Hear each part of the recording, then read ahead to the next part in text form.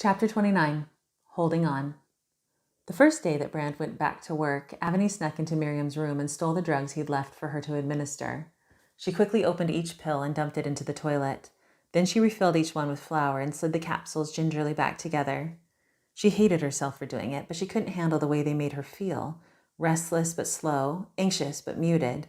She'd developed a strange jaw twitch that made her look like a possessed ventriloquist puppet. She felt like she was losing control of her own body. Besides, she didn't need them. She wasn't crazy. Or maybe she was. Either way, she still knew what had really happened out there that night. The medication didn't change that, and it didn't change her relationship with the skin either. She'd managed to smuggle the skin safely out of the hospital to where it now rested beneath her mattress. It was closer to healing than she was at this point, the flesh still bound by the bandaged stitches it had received at the Marine Rescue Center. It still tingled in response each time Aveny ran her fingers along its enlivening form. If she was crazy, the medication should have changed all that, right? But it hadn't. Perhaps for the first time, Aveny didn't actually think she was crazy. Maybe stupid and broken, maybe naive and irrational, but not crazy.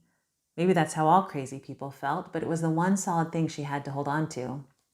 Her newfound certainty only carried her so far, however. Despite her second near-death experience, she still longed for the sea. But she couldn't risk it.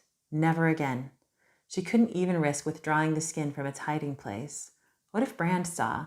It was already unexplainable, and with everything that had happened at the Marine Rescue Center, well, it was a risk she just couldn't take. But withholding the truth only pushed Brand further away. She could see the distance growing in his eyes daily. It felt like anything might push him over the edge forever. She could feel the entirety of her existence, of her family's existence, hanging by a thread. No sudden movements. Tread lightly. Be safe. But ultimately, it wasn't up to her.